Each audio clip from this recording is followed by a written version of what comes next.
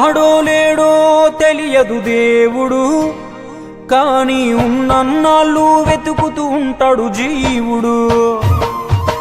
ఎవరన్నారో తెలియదు గాని ఆనాడు మానవ సేవే మాధవ సేవని ఓ మహనీయుడు.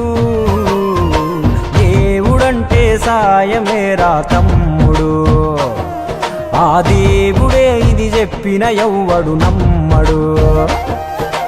దేవుడంటే సాయమేరా తమ్ముడు, ఆ దేవుడే ఇది చెప్పిన ఎవ్వడు నమ్మడు.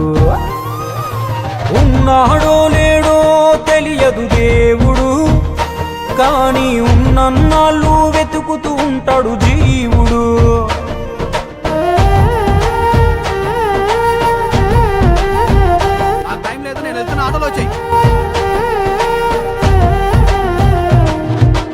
అయాలదొడిగిన అంగీలాగే రాదుర పిలగా నీతో అనుకోకుండా నువ్వోతే, ఆయాసమెందుకు ఐసా పైసా అంటూ ఓ అనుమంతో నువ్వు మార్చగలవ తలరాతే.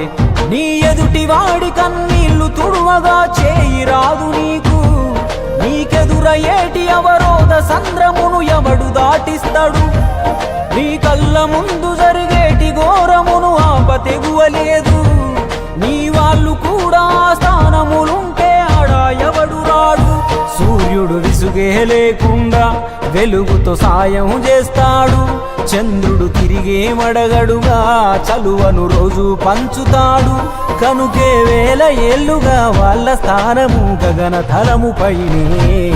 సాయం అంటే దేవుడేరా తమ్ముడు, ఆ దేవుడే దిగి వచ్చిన ఎవ్వడు నమ్మడు.